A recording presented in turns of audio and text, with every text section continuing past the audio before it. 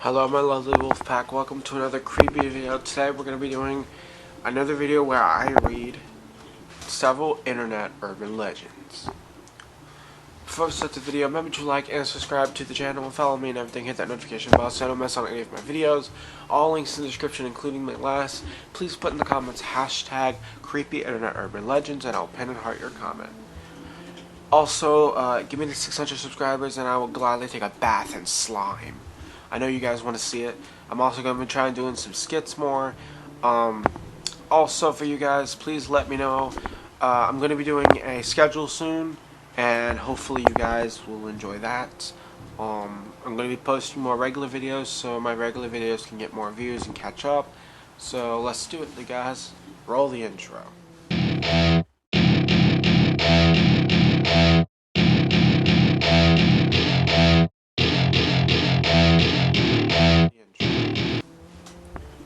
First internet urban legend is Squidward's suicide. Everyone knows who Squidward is. As a big fan of SpongeBob, I used to watch it every single day as a kid. As soon as it came on, I would stop everything I was doing to watch it. Now we all know Squidward isn't the happiest or the brightest. You know, he's kind of sad, always angry. But Squidward's suicide takes it a whole new level. Looking very forlorn. The view out of the porthole window is the midnight sky, so it isn't very long after the concert. Now you might be wondering, what happened? What concert? Well, do you remember the episode where Squidward is playing the clarinet and he sucks at it and everybody boos at him? Well, it all starts there. As Squidward is playing at the concert, everyone boos at him. But interesting enough, when they show the audience, everyone has realistic bloodshot eyes, including Squidward. So as he gets home after this terrible night at a concert, you can see his bloodshot eyes staring at you. And it doesn't even look like he's breaking the fourth wall. It seems like he's staring straight into your soul. Very creepy, I know. He sits on his bed, puts his hand in his face like this, and cries. And I do mean really cries. He then proceeds to get up and stare at the camera again. All of a sudden you hear this staticky sound mixed with like horror movie laughter, and flashes of images will pop up as well. Now, they're really fast, so the only way to properly see them would be to really slow down the video, which somebody has. When doing so, it reveals several mutilated dead bodies of children, many of which were gutted, one of which the eyes were removed and replaced with burning holes, and his intestines were ripped out and shoved down his throat, which I'm not sure how that, I don't know. It's very gruesome stuff. Afterwards, Squidward is seen walking to his bed, sitting down, picking up, putting in his mouth, and pulling the trigger. That's where it ended. Many of which, nobody knows how it is gotten there, because as you know, I don't think Nickelodeon would, go this far with a cartoon.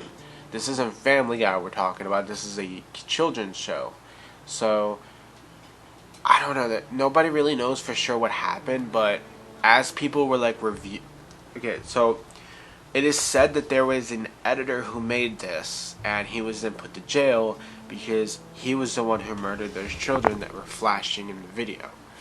And people who when people make a SpongeBob episode, they have all these people who rewatch it to review it, right? Damn it, hold. So as they were reviewing the video, they noticed the flashing things, and they slow down the video and they see the images. They watched the whole video. Some of them literally had to go to therapy after.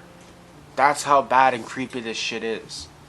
Nobody knows for sure, and nobody knows the editor who made the video in the first place. All they know is that he was there one moment, the next gone, and then they found the CD on the table with Squidward's suicide. Now, the reason I say he was arrested before and then he escaped is because some of the variations of the story say he was arrested. Other people say he wasn't arrested, but he just escaped before anyone said so. But long story short, it was just, ew, gross, man. Terrible.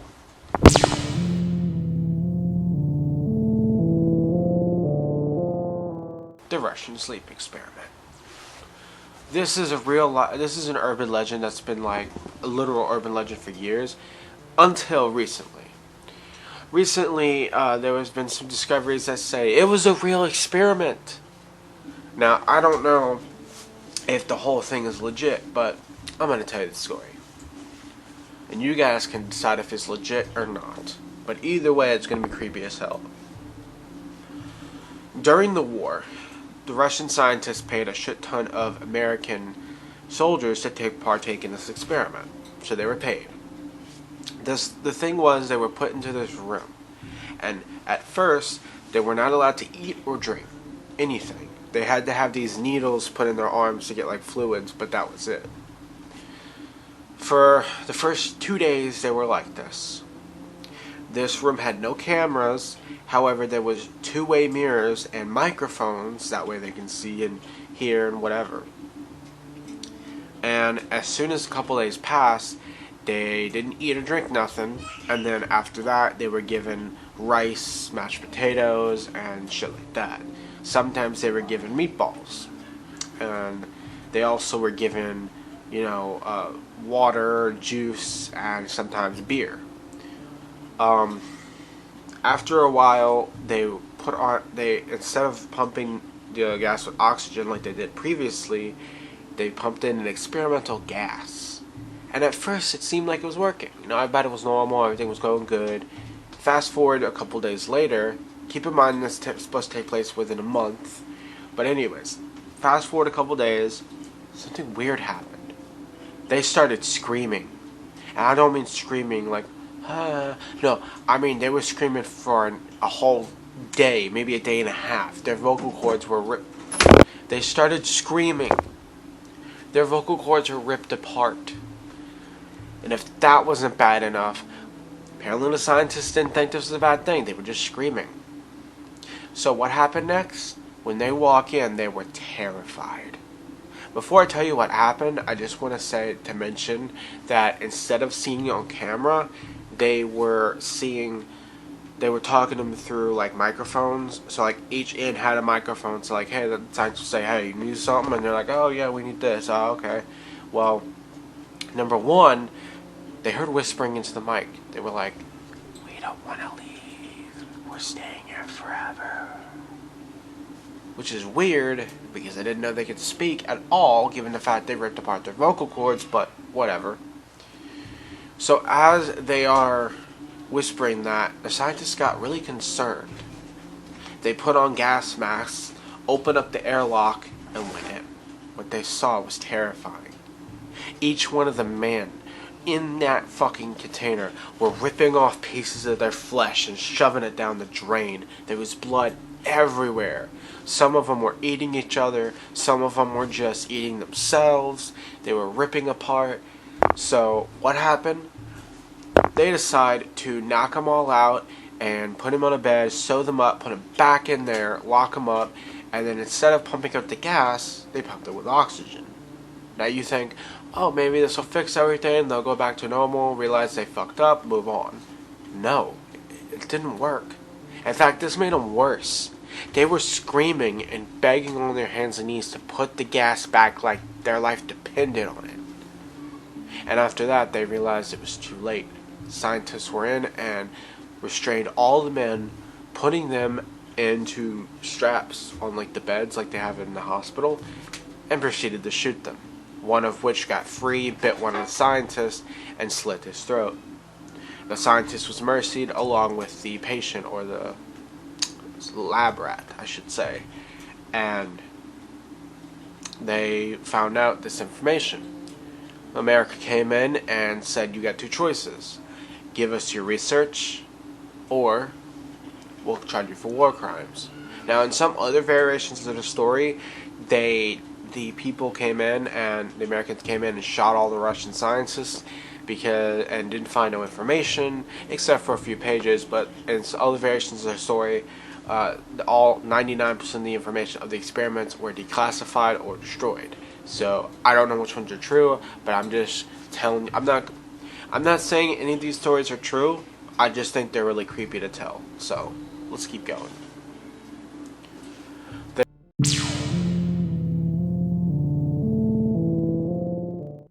In 1939, there was a exploration to Antarctica where they were digging up. They were supposed to be digging up ice to study microscopic organisms, to to study germs and whatnot and diseases. But they found something interesting though: a fully intact caveman body. Now you might think, oh, this was just some awesome. I'll just discover. I can't pronounce that damn word. But you know what I mean. They were trying to dig up some shit, but no, no, no. Did I not mention that each person who was involved died under mysterious circumstances? First off, the guy who actually found the corpse of the Neanderthal, he died under mysterious circumstances. Although he was in his 40s, he was a very healthy man. Very healthy. He didn't drink, he didn't smoke, he did do some edibles, but not that much. He was a really clean man, actually. Well, one day he was diagnosed with cancer. However, they did say it was in some sort of stage where it's not too serious and they could fix it. Well, he went home and died mysteriously. He had a slit throat as he killed his own throat. However, he was never suicidal, and on top of that, they later found out that the doctor was wrong, that he had no cancer. The next person, the person who preserved the actual, mummified Neanderthal, he was died under mysterious circumstances. One day, he was doing his thing, writing paper and talking to his assistant. His assistant said, alright, I'm gonna go get some coffee. She left, she came back, he was missing. She looked in the bathroom, he wasn't there. She looked all over the campsite, he was nowhere to be found. However, she did find tracks of his boots. She followed the tracks, and of course the tracks ended because the snow was covering it up. She just kept, even though the tracks were covered up, she decided, why don't I just keep going, and if I don't find anything, I'll just go back and report it. She probably thought, hey, he's just taking a piss, so just, whatever. So as she's walking, she finds something interesting. She doesn't find the guy.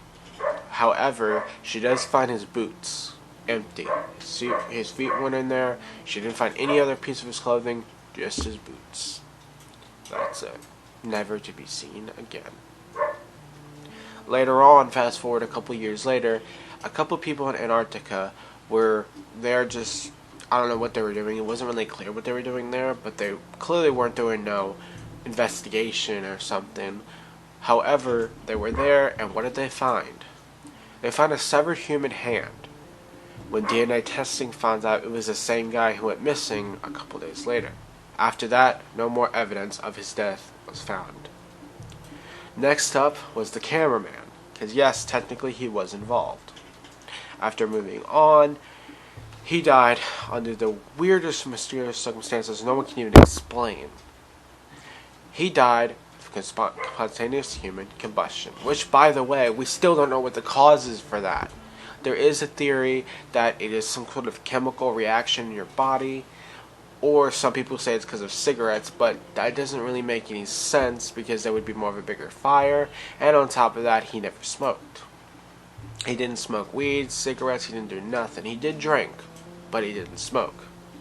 So, smoking the cigarettes out of the question, but the weirdest thing is, the last thing that was remained of him was his hand. His hand, his right leg, and his ear were the only parts of him that were left.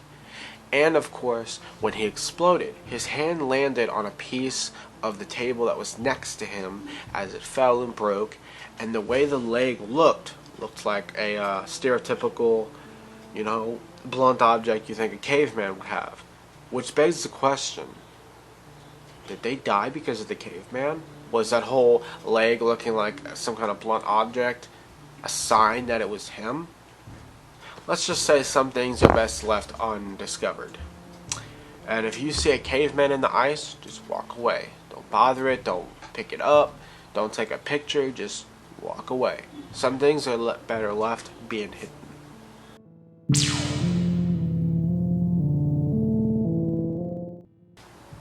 The Mickey Mouse urban legend. We all know who Mickey Mouse is, that adorable little mouse who gets in so many predicaments. Well, it all starts when we see Mickey Mouse. He is walking down this road, and this was the old school Mickey Mouse, as in black and white Mickey Mouse. As he's walking down the road, he gets more and more and more depressed. This is the story of Mickey Mouse's suicide. So as he's walking down the road, you hear these creepy screams and laughter mixed with a static sound. And as he gets closer and closer, he seems more depressed, more suicidal, until one day he drops on his knees, pulls the trigger of a pistol in his mouth. Again, this wasn't seen on a DVD. However, this was broadcasted once. And everyone who watched it, assuming it would be a normal Mickey Mouse episode, was deeply horrified. Many people had to go through therapy to be able to do it. That one time it was aired was never aired again, ever. The video, however, somehow made it to YouTube, and it became an internet urban legend. And that is the story of Mickey Mouse's suicide.